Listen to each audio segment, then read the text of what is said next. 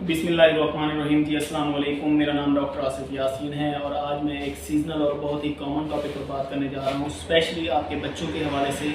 ऐसे बच्चे जो मुतवातर खांसते रहते हैं और उनकी खांसी ठीक नहीं होती, ये कंडीशन हम अज़दमा की भी हो सकती है, अज़दमा जिसे हम उर्फ़े आम में दमा भी कहते हैं।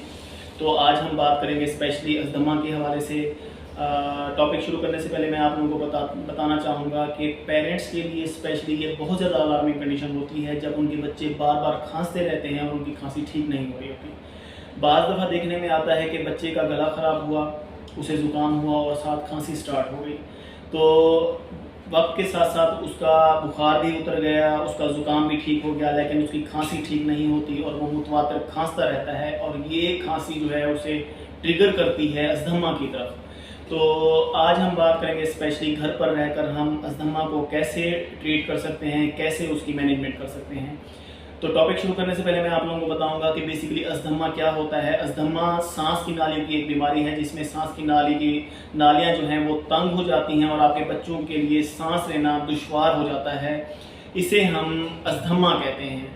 अच्छा, अज़दमा में क्या होता है कि जब आपके बच्चों में मुसलसल मुतवातिर खांसी की कंडीशन रहती है और वो कंडीशन इस कदर बढ़ जाती है कि आपके बच्चे के सीने में से सीटियों की आवाज़ आना शुरू हो जाती है, आपके बच्चों का सीना बंद होना शुरू हो जाता है, उनको सांस लेने बहुत ज़्यादा मुश्किल हो रही होती है, इसे अज़दमा की कंडीशन कहते हैं। और बाज़ औक़ात ऐसा होता है कि ये कंडीशन इतनी सीरियस हो जाती है कि बच्चों को सांस लेना बिल्कुल ही दुश्वार हो जाता है और फिर एमरजेंसी में बच्चों को लेकर जाना पड़ता है। तो आज मैं आप लोगों को बताऊंगा कि हम इसकी अज़दमा की मैनेजमेंट और रोकथाम कैसे कर सकते हैं।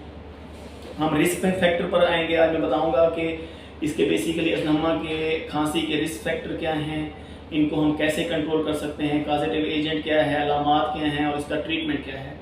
तो जैसा कि मैंने आप लोगों को अलामात में बताया है कि आपके बच्चों का मुतवातिर खांसते रहना हफ्तों 10 दिन, इससे भी आगे चले जाना, तो ये आपके बच्चों में आम खांसी नहीं होती, वो ले जाता है आपके बच्चों को अज़दमा की तरफ। अगर आपके बच्चों में इस तरह का प्रॉब्लम हो रहा है तो आपको चाहिए कि अपने बच्चे को जो है फ़ौरन अपने डॉक्टर से चेकअप करवाएं और प्रॉपर मेडिकेशन करवाएं ताकि आपका बच्चा अज़दमा की तरफ ना जाए। अब आते हैं रिस्क फैक्टर की तरफ। सबसे पहला जो रिसर्च के मुताबिक पहला रिस्क फैक्टर देखने में आया है अज़दमा का, वो है स्मोकिंग।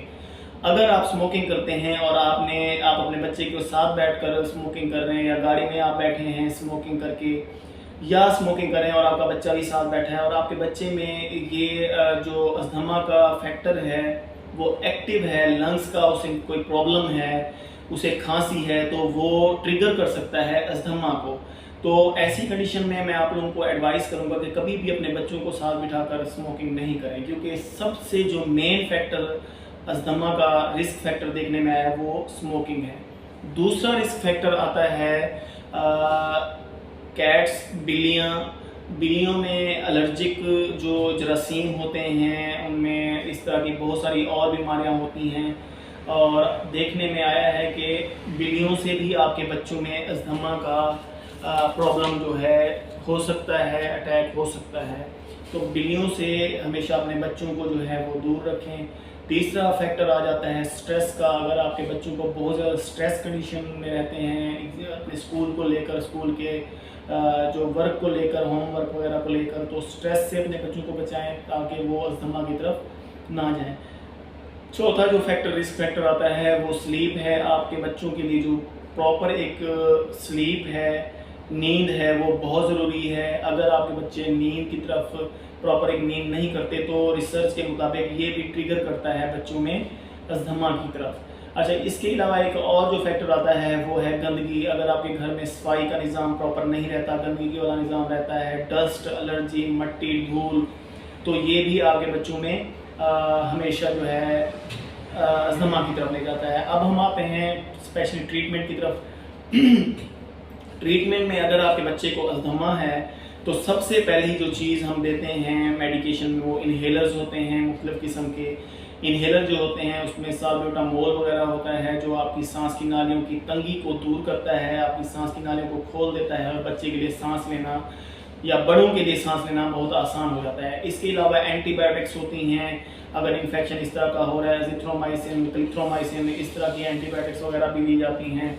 इसके अलावा मॉन्टिलोकास्ट टैबलेट फॉर्म में या बच्चों के लिए हम जो है साशे फॉर्म में अवेलेबल होता है वो भी देते हैं, ये भी आपके बच्चों को दे सकते हैं। इसके अलावा स्पेशली जो मैनेजमेंट है ट्रीटमेंट के से हटकर अपने बच्चों को, अगर आपके बच्चों में अस्थमा का प्रॉब्लम है और उनको सीज़न जैसे ही चेंज होता है, मौसम चेंज होता है, उनमें खांसी का जैसे ही हल्का फुल्का अटैक भी स्टार्ट होता है, तो आपको चाहिए कि आप अपने बच्चों की कंडीशन, उनकी सिचुएशन को अच्छी तरह जान लें, ताकि शुरू में ही जैसे ही उनको खांसी आए आप अपने डॉक्टर से रुजू करें, ट्रीटमेंट उनका स्टार्ट कर दें, ताकि ये आपके बच्चों के लिए ज़्यादा अलार्मिंग कंडीशन ना बने और आपके बच्चे इस तरह के मूजी मर्ज से महफूज रहें।